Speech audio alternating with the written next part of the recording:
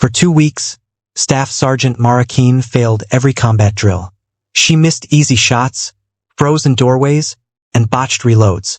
A flashbang on the obstacle course stopped her cold. Whispers spread. Maybe she slipped into the program by mistake or was dragging her team down on purpose. Instructors were done with excuses, one more failure and she'd be out. But on the day her dismissal seemed certain, a black SUV rolled onto the range. A SEAL commander stepped out, gave a sharp 3-word order. Words she hadn't heard in years.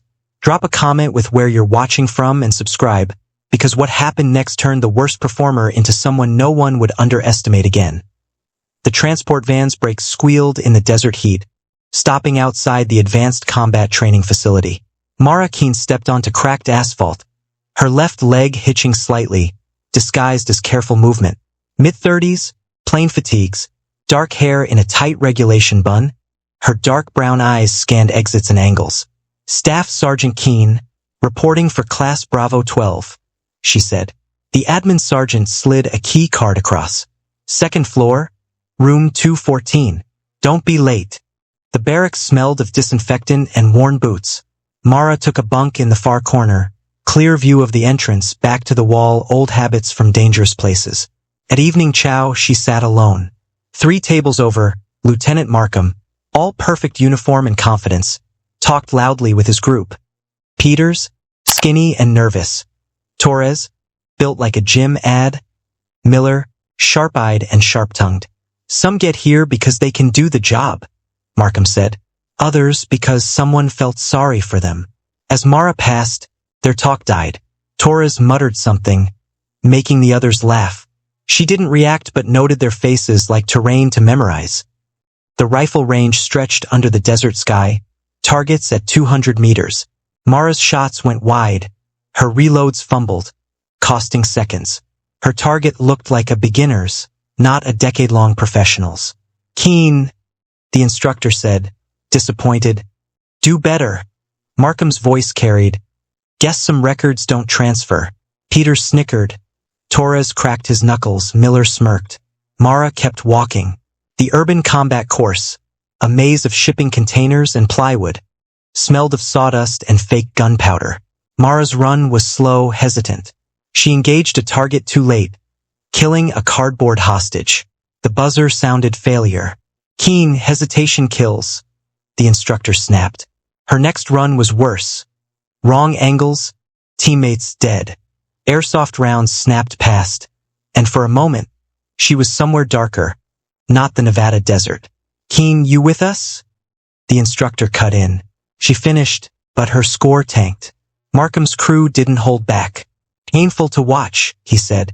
She's gonna get someone hurt, Miller added. Maybe accounting's safer. Torres flexed. Peters laughed nervously. They stayed just shy of harassment. Mara cleaned her weapon silently and left. Master Chief Rains watched. Most saw Mara struggling. He saw her holding back. Her gear was precise, her movements calculated when she thought no one noticed. Weapons handling was fluid off the range. She positioned herself near exits, ate methodically, eyes always scanning. Rains knew the difference between failing and hiding something. Mara never sat with her back to open space. Habits of someone who'd survived dangerous places, not a combat rookie. Master Chief Rains recognized her type. Quiet professionals who made warfare an art but could break under its weight. Was Mara broken or just dormant? By week 1's end, nicknames stuck. Tourist followed her. Dead weight was muttered when she slowed team drills. Markham's crew, Markham, Peters, Torres, Miller, made it their mission to show she didn't belong. Hey, tourist, Markham called in the mess hall. Visiting the range tomorrow or sightseeing? Peters snorted. Stick to the gift shop. Less dangerous. Mara walked on, jaw tightening slightly, hands loose with effort. On the obstacle course, she cleared the wall, rope bridge, and wire crawl smoothly, her time competitive. Then a flashbang simulator, sharp crack, blinding light, froze her.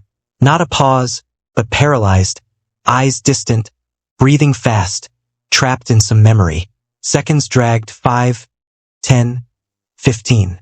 Keene, move! The instructor barked. She pushed on but finished near the bottom. That night, whispers turned uneasy. PTSD was understood in theory, but seeing it unnerved people. Markham's crew was blunt.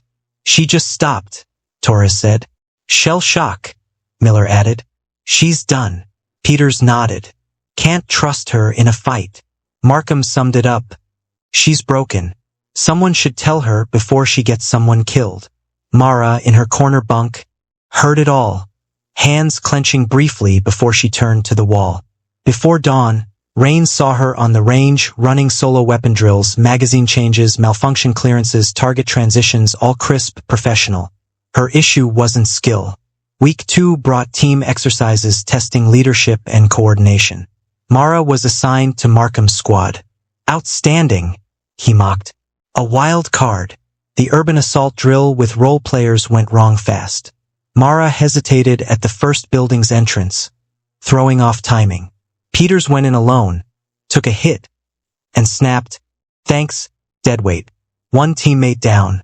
Markham took charge, ordering Mara to the back. Her hesitations cost 2 more casualties by the 3rd building. Instructors stopped the exercise. "Squad 4's done," one radioed. "At the extraction point," Markham fumed. "You can't carry deadweight." Torres nodded at Mara. "Should have been obvious." Miller added, "How long are we pretending this is fixable?" Paperwork for Mara's dismissal was prepped, citing inability to perform under stress, recommending medical discharge. Rains fought it, but evidence was clear. She had until Friday's final evaluation to pass, an impossible task for someone failing for 2 weeks. Thursday, a black SUV rolled in, government plates, tinted windows. The yard went quiet. Commander Cole Maddox stepped out, tall, weathered, moving with deliberate precision, a Navy SEAL's presence. He walked to Rains. "Chief Rains," he said, voice commanding. "I'm Commander Maddox. I understand you have Staff Sergeant Mara Keene in your program," Commander Maddox said. Rains straightened. "Yes, sir. May I ask?" Maddox cut in. "I'd like to observe her next evaluation." "Sir, she's scheduled for dismissal. Her performance has been—" Maddox raised a hand. "I just want to see her run one more course."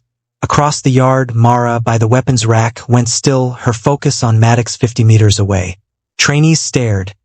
Markham's crew whispered. "Who's the Navy guy?" Peters asked. "Why's he asking about tourist?" Torres added. Miller noted Mara's tense posture. "She knows him." Rains, voice low, explained to Maddox. "She struggles in high-stress scenarios. Hesitation, freezing." The boards decided. Maddox nodded. "What if she's holding back? Give her one more run, Chief. When I give the word, you'll see." Rains hesitated, protocol barred outside observers. But Maddox's tone wasn't a request. "What word, sir?" Maddox's mouth twitched. "2 words, Chief." The afternoon sun baked the training complex, heat shimmers warping the air. Mara's squad prepped for their final evaluation. Urban hostage rescue, multiple buildings, unknown hostiles, 30-minute limit. The same drill she'd failed all week. Maddox stood by the fence, watching intently, no clipboard, just sharp eyes. Rains stayed close, curious. Mara fell into her usual pattern. Cautious entries, hesitating at corners. "Here we go again," Markham snapped over comms. "Keep up, tourist." In the first building, her slow entry let a hostile kill Peters. Buzzer sounded. Red lights flashed. "Damn it, Keene," Torres yelled. "Move," Miller added. "Some of us want to pass." It looked like Mara, the broken soldier, dragging her team down. But Maddox saw something else, her positioning, her micro-decisions, a pattern of deeper training.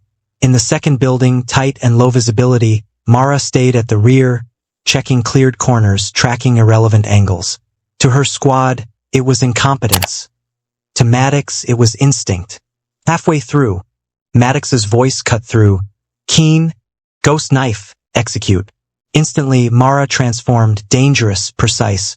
Her rifle snapped up, flowing past Markham, dropping a hostile with a controlled pair before it fully appeared. "What the hell?" Torres started, but Mara was already moving. gliding through the building like water, anticipating every corner. Mara's weapon tracked threats before they appeared, her precision stunning. She switched shoulders for tight corners, reloaded without breaking stride, and transitioned targets smoothly. She understood violence instinctively, reading a firefight's geometry and positioning herself perfectly. Markham's crew scrambled to keep up as she dismantled the course in 10 minutes, not 30. In the hostage room, Mara didn't hesitate. 2 targets down, hostage secured, extraction planned. The success buzzer sounded, her time set a course record. Instructors stared, stunned by her transformation. Markham, panting, pulled off his helmet. What the hell was that? Mara, calmly safing her weapon, asked, "What was what?" But everyone saw her impossible skill, training most never knew existed. Maddox approached Rains, unrushed. "Chief, we need to talk about Keen's record." In the small, windowless debriefing room, Mara cleaned her rifle while Maddox and Rains spoke. "Ghost knife," Rains said. "Not in any manual." Maddox nodded. "Classified program, small teams, high-value targets in denied areas. Keen was the best. 3 years, perfect mission record, 0 friendly casualties, 100% extraction rate." Rains glanced at Mara. "Why the transfer?" Mara paused briefly. "Took a hit, IED, close quarters, hostile territory. Medical rotation while they assessed my fitness." Maddox explained, "Ghost knife operatives suppress responses until triggered by authorization codes. Like, ghost knife, execute. It's a safety measure. Without the code, they seem normal. With it, they're elite." Rains processed this. "So, she was contained?" Mara nodded. "Not acting leashed." Maddox added, "The brass thought her conditioning was compromised post-injury. Today proved otherwise." Mara's course record stood untouched. Her discharge papers vanished, replaced by a new assignment.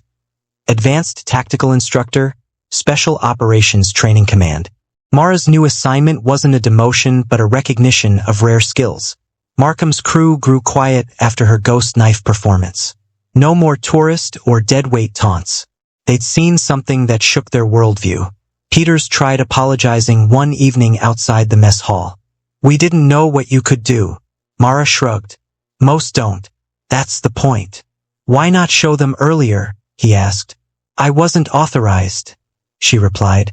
Torres and Miller kept their distance, studying her technique in training. Markham's arrogance faded, replaced by doubt after Mara outshone his self-image as the best.